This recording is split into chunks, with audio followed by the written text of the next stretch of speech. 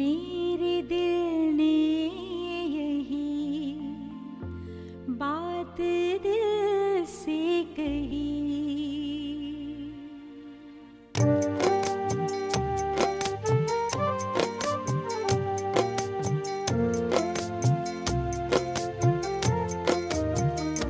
मेरे दिल ने यही बात दिल से कही।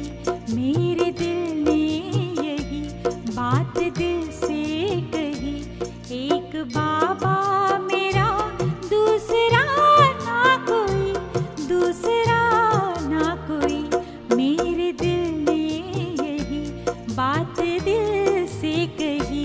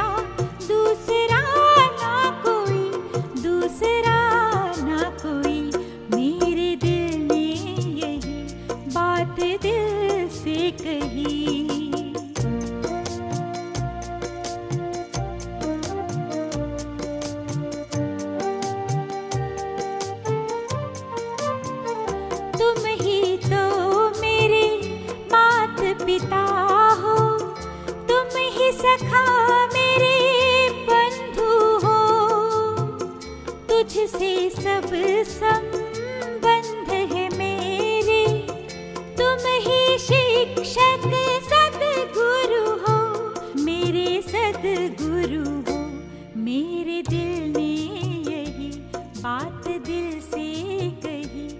एक बाबा मेरा दूसरा ना कोई, दूसरा ना कोई।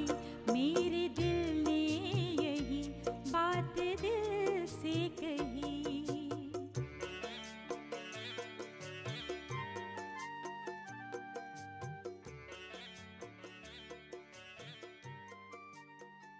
याद प्यार हमें इतना देते, कुछ और याद।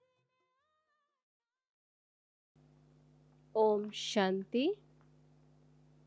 आज 19 सितंबर 2020 प्यारे बाबा की मुरली है। बाबा कहते मीठे बच्चे, सत्य पंडा आया है तुम्हें सच्ची सच्ची यात्रा सिखलाने।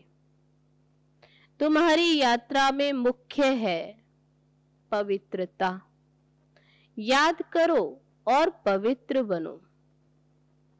प्रश्न है, तुम मैसेंजर व पैगंबर के बच्चों को किस एक बात के सिवाय और किसी भी बात में आर्ग्यू नहीं करनी है?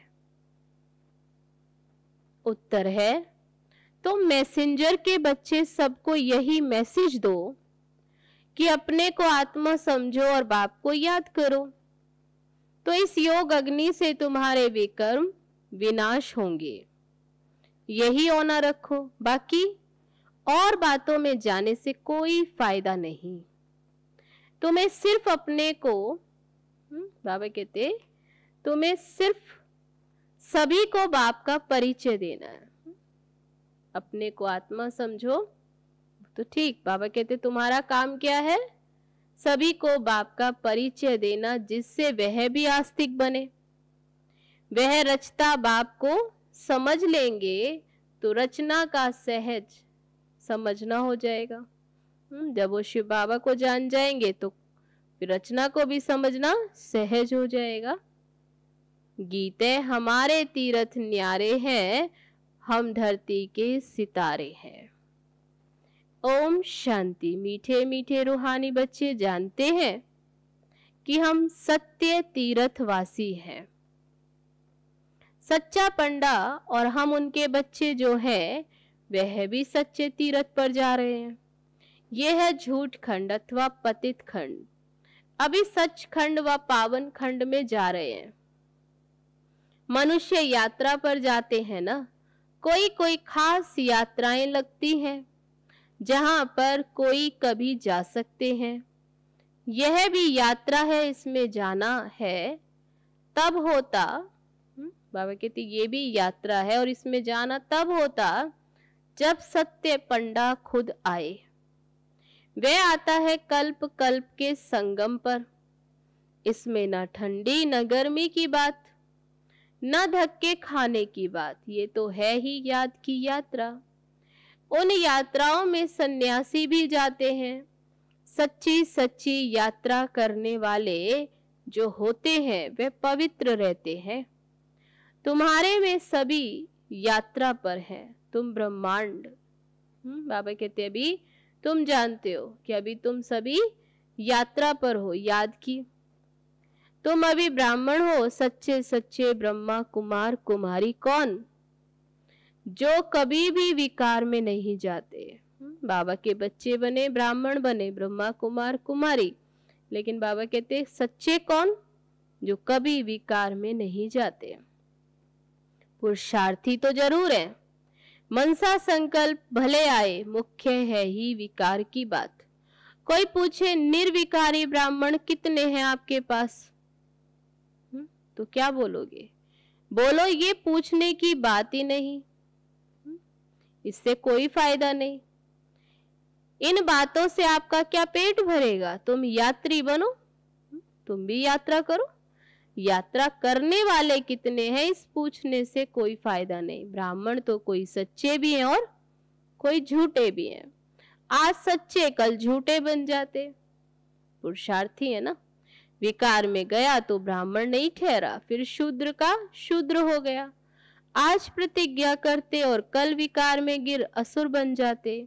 अब ये बातें कहाँ तक बैठ समझाएं, इनसे पेट तो नहीं भरेगा, वह मुख मीठा नहीं होगा। यहाँ हम बाबा को याद करते हैं और बाप की याद के आदि मध्य बाबा की याद से अभी क्या बाबा आते ही हैं, बाप को भी जानते तो बाप की रचना के आदि मध्य अंत को भी जानते हैं। बाकी और बातों में क्या रखा है? बाप आते ही आप सामान बनाने। बोलो यहाँ बाप की याद सिखाई जाती है और मुख्य है पवित्रता। जो आज पवित्र बन फिर अपवित्र बन जाते तो वे ब्राह्मण ही नहीं रहा। वह हिसाब कहाँ तक बैठ तुमको सुनाएंगे। ऐसे तो बहुत गिरते होंगे माया के तूफान में, इसलिए ब्राह्मणों की माला नहीं बन सकती।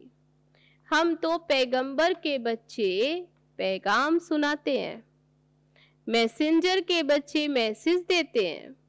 अपने को आत्मा समझ और बाप को याद करो तो इस योग अग्नि से विकर्म विनाश होंगे। ये औना रखो। बाकी प्रश्न तो ढेर के ढेर मनुष्य पूछेंगे, सिवाय एक बात के और कोई बातों में जाने से कोई फायदा ही नहीं। यहाँ तो ये जानने का है कि नास्तिक से आस्तिक, निधन से धन के कैसे बने। जो धनी से वर्षा पाए ये पूछो। बाकी तो सब पुरुषार्थी है। पुरुषार्थ में कब ऊपर नीचे, तो बाबा कहते विकार की बात में ही बहुत फेल होते। बहुत दिनों के बाद स्त्री को देखते तो बात मत पूछो। कोई की शराब की आदत होती है, तीर्थों पर जाएंगे तो शराब अथवा बीड़ी की जिनको आदत होगी वे उनके बिगड़ रह नहीं सकेंगे। छिपा कर भी पीते हैं, कर ही क्या सकते। बहुत है जो सच नहीं बोलते, छिपाते रहते हैं। बाबा बच्चों को युक्तियां बतलाते हैं कैसे युक्ति से जवाब देना चाहिए। एक बाप का ही परिचय देना है जिससे मनुष्य आस्तिक बने। पहले जब तक बाप को नहीं जाना तब तक कोई प्रश्न पूछना ही फालतू है। ऐसे बहुत आते हैं, बाबा को जानते नहीं और इधर उधर की बातें पूछते। समझते कुछ भी नहीं, सिर्फ सुनते रहते, फायदा कुछ भी नहीं। बाबा को लिखते 1000 2000 आए, उनसे 2-1 समझने लिए आते रहते हैं। आते हैं 1000 2000, उनमें से 1-2 ही आते हैं यहाँ सुनने। फलाना फलाना बड़ा आदमी आता रहता, हम समझ जाते उनको जो परिचय मिलना चाहिए वह मिला नहीं। पूरा परिचय मिले तो समझे ये तो ठीक कहते, हम आत्माओं का बाप परम पिता परमात्मा है। वे पढ़ाते कहते अपने को आत्मा समझ मुझे याद करो, ये अंतिम जन्म पवित्र बनो। जो पवित्र नहीं रहते वे ब्राह्मण नहीं शूद्र हैं। लड़ाई का मैदान है, झाड़ बढ़ता रहेगा और तूफान भी लगेंगे, बहुत पत्ते गिरते रहेंगे, कौन बैठ गिनती करेंगे। बाबा कहते झाड़ है, कितने पत्ते हैं जो गिरते रहेंगे, तो गिनती करेंगे कि सच्चे ब्राह्मण कौन है। ऐसे बाबा ने कहा कि ऐसे बहुत हैं जो आएंगे और गिर पड़ते हैं। सच्चे वह जो कभी शूद्र ना बने, जरा भी कहाँ दृष्टि ना जाए। अंत में कर्मातीत अवस्था होती है, अवस्था ऊपर नीचे होती रहती, लेकिन अंत में कर्मातीत अवस्था होती। बड़ी ऊंची मंजिल है, मनसा में भी ना आए वह अवस्था अंत में होनी है। इस समय एक भी ऐसी अवस्था नहीं है, एक की भी। इस समय सब पुरुषार्थी नीचे ऊपर होते रहते। मुख्य तो आंखों की ही बात है। हम आत्मा है, इस शरीर द्वारा पार्ट बजाते, ये पक्का अभ्यास चाहिए। जब तक रावण राज्य है तब तक युद्ध चलता रहेगा। पिछाड़ी में कर्मातीत अवस्था होगी, आगे चलकर तुमको फीलिंग आएगी, समझते जाएंगे। अभी तो झाड़ बहुत छोटा है, तूफान लगते पत्ते गिर पड़ते, जो कच्चे हैं वह गिर पड़ते हैं। हर एक अपने से पूछे मेरी अवस्था कहाँ तक है। बाकी जो प्रश्न पूछते उन बातों में जास्ती जाओ ही नहीं। बोलो हम बाबा की श्रीमत पर चल रहे हैं। वे बेहद का बाप आकर हमको बेहद का सुख देते हैं, अथवा नई दुनिया की स्थापना करते, वहां सुख ही होता है। कहाँ? सतयुग में, जहां मनुष्य रहते उसको ही दुनिया कहा जाता है। निराकारी वर्ल्ड में तो आत्माएं है ना। ये किसकी भी बुद्धि में नहीं है कि आत्मा कैसे बिंदी। ये भी पहले कोई नए को नहीं समझाना, पहले पहले तो समझाना है।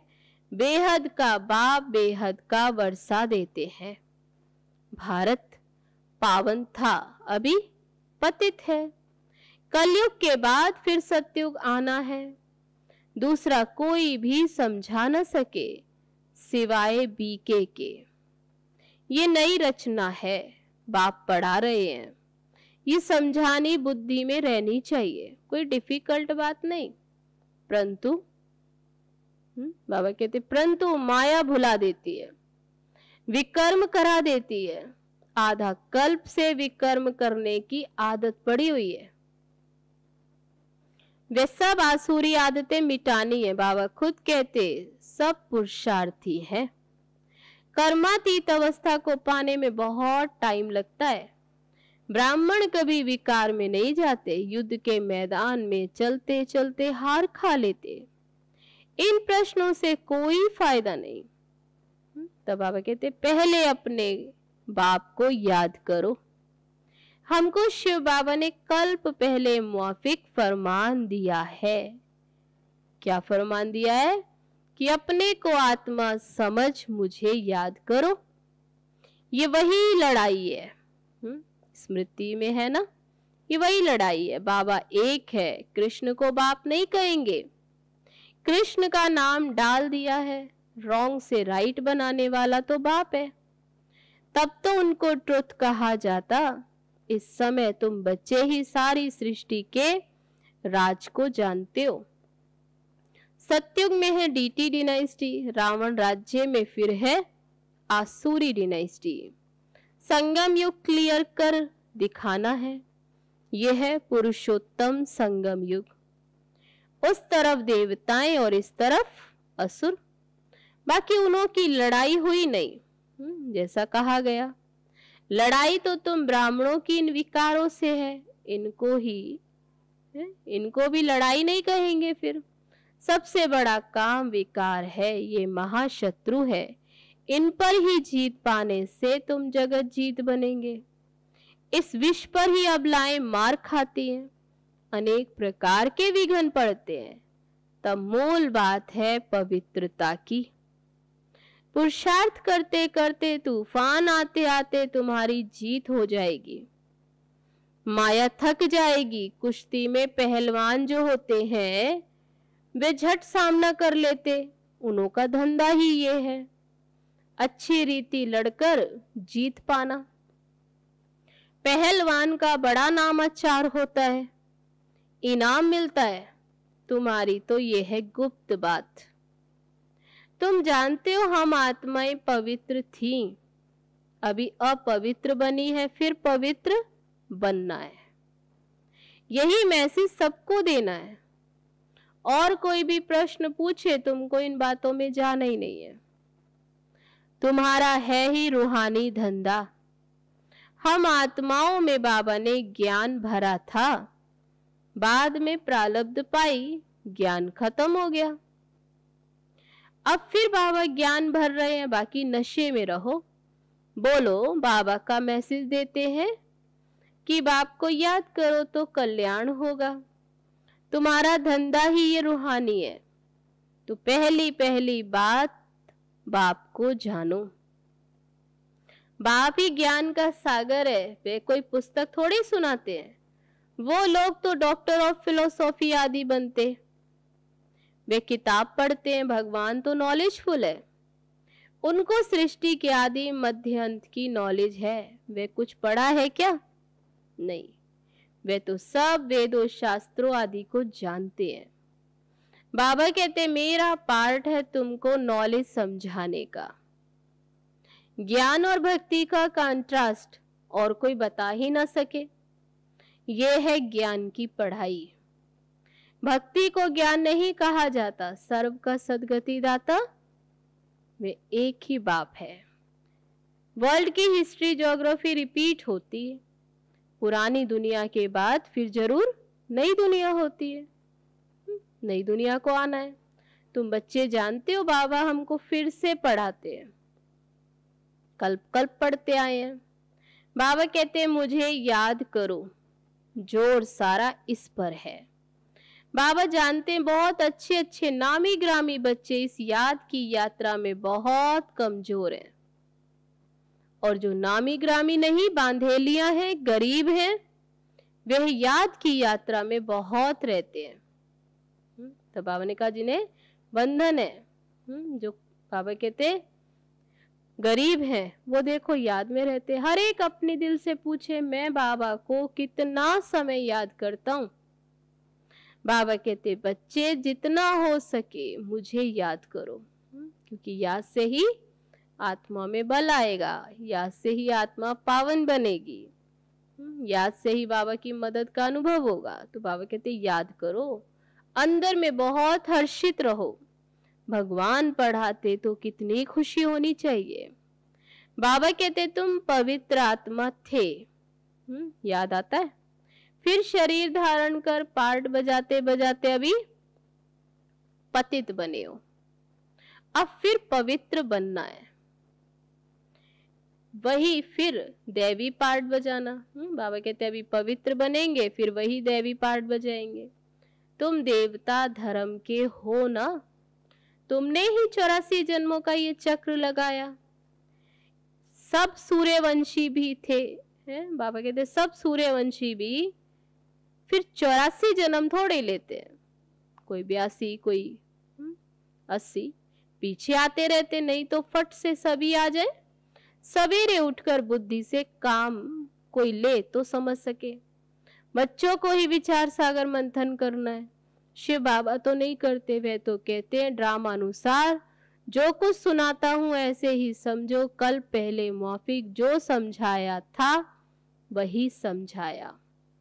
मंथन तुम करते हो, शिव बाबा को मंथन करने की दरकार नहीं, तुमको ही समझाना है, ज्ञान देना है। ये ब्रह्मा भी मंथन करते हैं, बीके को मंथन करना, शिव बाबा को मंथन नहीं करना।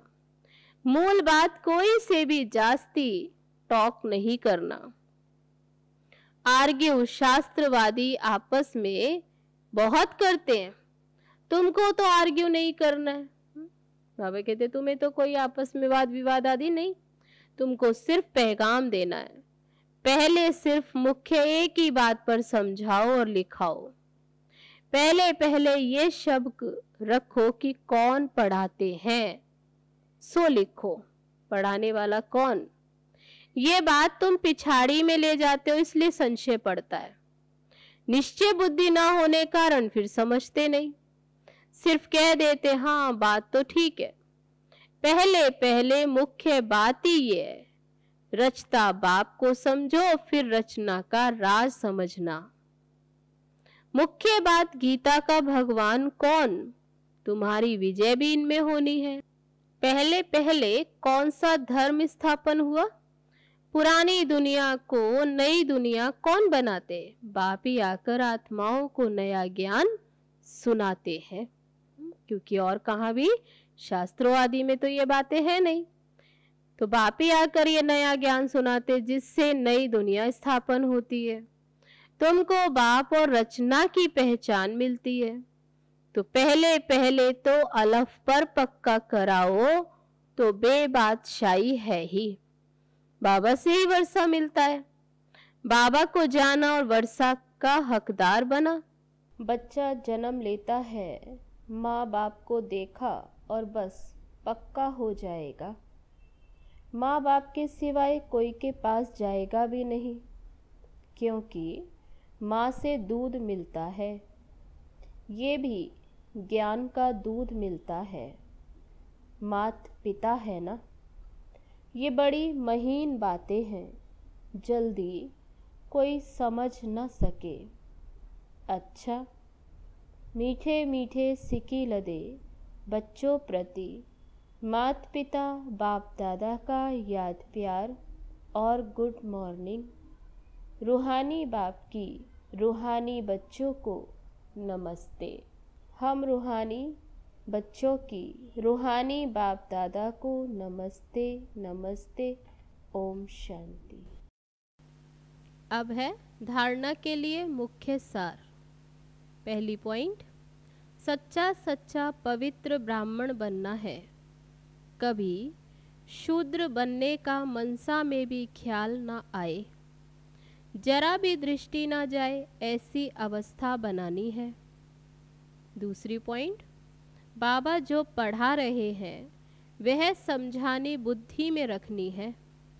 जो विकर्म करने की आसुरी आदतें पड़ी हुई हैं उन्हें मिटाना है। पुरुषार्थ करते करते संपूर्ण पवित्रता की ऊंची मंजिल को प्राप्त करना है। अब है आज का वरदान। प्रवृत्ति में रहते पर वृत्ति में रहते वाले निरंतर योगी भव। निरंतर योगी बनने का सहज साधन है प्रवृत्ति में रहते पर वृत्ति में रहना। परवृत्ति अर्थात आत्मिक रूप। जो आत्मिक रूप में स्थित रहता वह सदा न्यारा और बाप का प्यारा बन जाता है। कुछ भी करेगा लेकिन ये महसूस होगा जैसे काम नहीं किया लेकिन खेल किया है। तो प्रवृत्ति में रहते आत्मिक रूप में रहने से सब खेल की तरह सहज अनुभव होगा। बंधन नहीं लगेगा, सिर्फ स्नेह और सहयोग के साथ शक्ति की एडिशन करो तो हाई जंप लगा देंगे। तो वरदान है, प्रवृत्ति में रहते पर वृत्ति में रहने वाले निरंतर योगी भव। अब है आज का स्लोगन। बुद्धि की महीनता अथवा आत्मा का हल्कापन ही ब्राह्मण जीवन की पर्सनैलिटी है। बुद्धि की महीनता अथवा आत्मा का हल्कापन ही ब्राह्मण जीवन की पर्सनैलिटी है। अच्छा, ओम शांति।